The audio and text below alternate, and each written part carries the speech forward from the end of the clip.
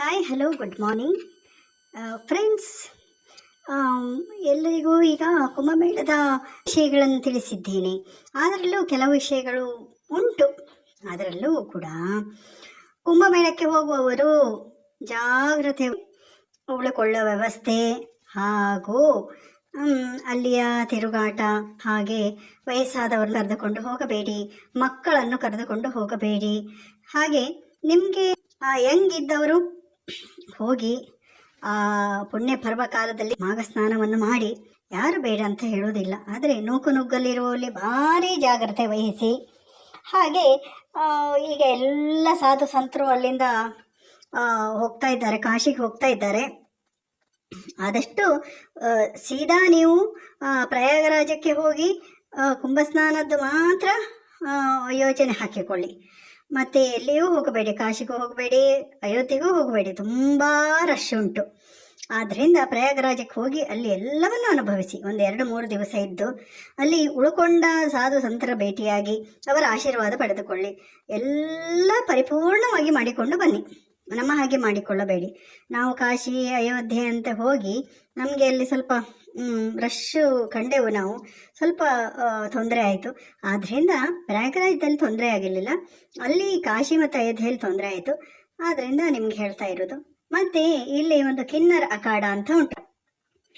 ಆ ಕಿನ್ನರ ಅಖಾಡ ನೀವು ಅದಕ್ಕೆ ಹೋಗೋದೇ ಬೇಡ. ಅಲ್ಲಿ ಇಂಥವ್ರನ್ನೆಲ್ಲ ದರ್ಶನ ಮಾಡಲಿಕ್ಕೆ ಹೋಗುವುದೇ ಬೇಡ. ಇವರೆಲ್ಲ ಸಾಧು ಸಂತರಲ್ಲ, ಇವರೆಲ್ಲ ಐಶೋ ಆರಾಮದಲ್ಲಿ ಇದ್ದವರು, ಮಾಂಸ ಮದಿರೆಗಳನ್ನು ಸೇವಿಸಿಕೊಂಡು ಲೋಲಾಟದ ಜೀವನದಲ್ಲಿದ್ದವರು. ಅವರು ಹೇಗೆ ಅಂತ ಗೊತ್ತುಂಟಲ್ಲ, ನಿತ್ಯ ಸುಮಂಗಲಿಯರಾದರೂ ಬೇಕು, ಇವರು ಬೇಡ. ಇವ್ರದ್ದೆಲ್ಲ ವೇಷಭೂಷಣ ನೋಡಿ ನಾನು ಗಂಗಾದೆ ಅಲ್ಲಿ. ಅವರು ಅವರ ಟೇಬಲ್ ನೋಡಬೇಕು, ಟಿ ವಿ ನೋಡಬೇಕು ಅವ್ರದ್ದು ಹೇಗೆ ಅಂತ. ಅಬ್ಬಾ ಇವರನ್ನೂ ಒಂದು ಅಖಾಡಕ್ಕಲ್ಲಿ ಬಿಟ್ಟರಲ್ಲ, ಅದು ಯಾಕೆ ಬಿಟ್ರಂತೆ ನನಗೆ ಇನ್ನೂ ಅರ್ಥ ಆಗ್ತಾ ಇಲ್ಲ. ಸಾಧು ಸಂತರೆಲ್ಲ ಇವರನ್ನು ಯಾಕೆ ಅಲ್ಲಿ ಬಿಟ್ರಂತ ನನಗೆ ಅರ್ಥ ಆಗ್ತಾ ಇಲ್ಲ. ಇವರೆಲ್ಲ ಇನ್ನೂ ಒಂದು ಅಂಥ ಒಂದು ಪದವಿಗೆ ಏರಿದವರಲ್ಲ ಇವರೆಲ್ಲ.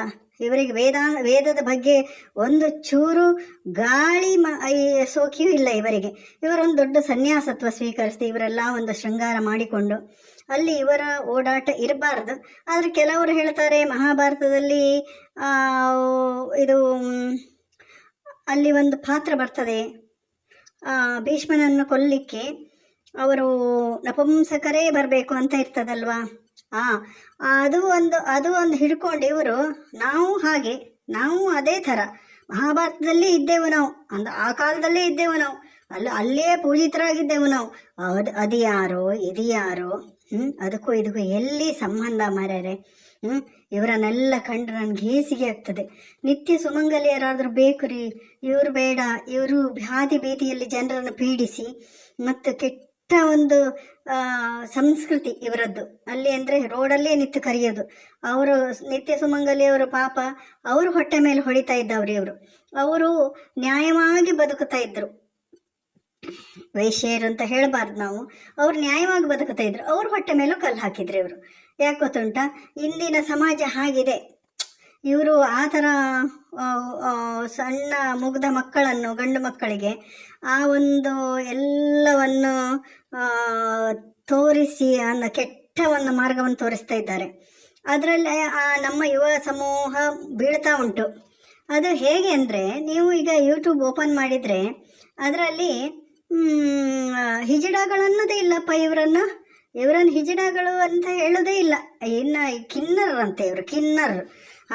ಇವರೆಲ್ಲ ಕಿನ್ನರ್. ಅಲ್ಲಿ ಬಂದು ಯೂಟ್ಯೂಬ್ನಲ್ಲಿ ಜಗಜ್ಜಾಹೀರವಾಗಿ ಅವರು ಯಾವ ರೀತಿ ನಮ್ಮ ಅಂಗಾಂಗಗಳಿವೆ, ಯಾವ ರೀತಿ ನಾವು ಎಕ್ಸ್ಪೋಸ್ ಮಾಡಬಹುದು, ಅದನ್ನು ಹೆಂಗಸ್ತರ ಹೇಗೆ ನೀವು ಹೇಗೆ ನಮ್ಮನ್ನು ಬಳಸ್ಕೊಳ್ಬೋದು, ಆ ಥರ ಎಲ್ಲ ಮಾತಾಡ್ತಾರೆ ಇವರು.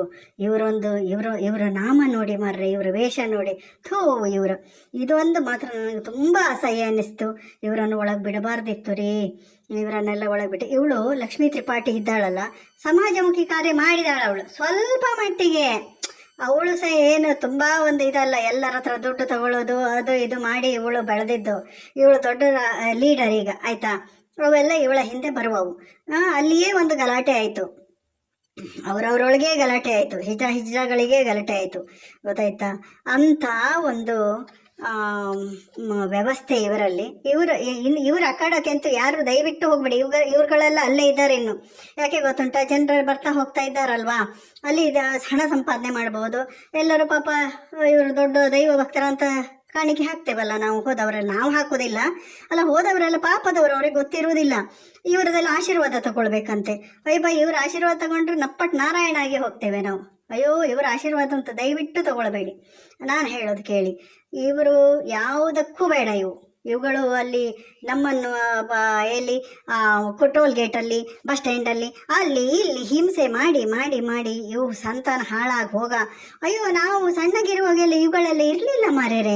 ಈಗ ಎಲ್ಲಿಂದ ಬಂದವು ಅಂತ, ಇಷ್ಟು ಉತ್ಪಾದನೆ ಆದವು ಅಂತ ನನಗೆ ಗೊತ್ತಿಲ್ಲ.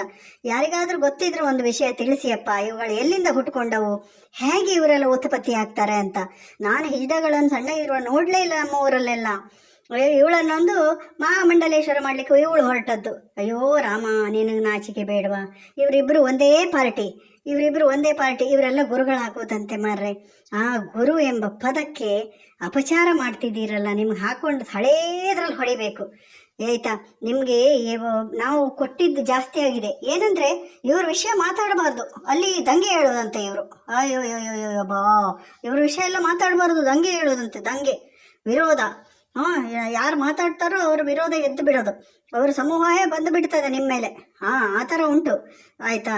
ಯಾರು ಸುದ್ದಿ ಮಾತಾಡಬಾರ್ದು. ಆದರೆ ಇಲ್ಲಿ ನಾನು ಸ್ವತಂತ್ರವಾಗಿ ಮಾತಾಡ್ಬೋದು, ಬಾಯಿ ಬಂದಂಗೆ ಬೈಬೋದು ಈ ಪರದೇಶಿಗಳಿಗೆ. ಇವುಗಳಿಗೆ ಹಾಕಬೇಕು, ಹಳೇದ್ರಲ್ಲಿ ಹಾಕಬೇಕು. ಇವು ಗುರುಗಳಲ್ಲ, ನಮ್ಮ ಭಗವದ್ ವಸ್ತ್ರ ಇದೆಯಲ್ಲ, ಅದಕ್ಕೆ ಅಪಚಾರ ಮಾಡ್ತಾ ಇದ್ದಾವೆ ಇವು. ಆದ್ದರಿಂದ ದಯವಿಟ್ಟು ಯಾರೂ ಆ ಕಿನ್ನರ ಆಶೀರ್ವಾದ ಇದೆಲ್ಲ ಯಾರೂ ತೆಗೆದುಕೊಳ್ಳಬೇಡಿ, ದಯವಿಟ್ಟು ತೆಗೆದುಕೊಳ್ಬೇಡಿ. ನಮ್ಮಲ್ಲಿ ಉತ್ತಮವಾದ ಮಹಾನ್ ಸಾಧು ಸಂತರೆಲ್ಲ ಇದ್ದಾರೆ. ಇವುಗಳು ನಮಗೆ ಬೇಕಾಗಿಲ್ಲ. ಇವುಗಳೆಲ್ಲ ಡೋಂಗಿಗಳು, ಇವುಗಳು ಗೊತ್ತಾಯ್ತಾ? ಇವುಗಳೆಲ್ಲ ಹೊಟ್ಟೆ ಹೊರಕೊಳ್ಳಿಕ್ಕೆ ಬಂದವು.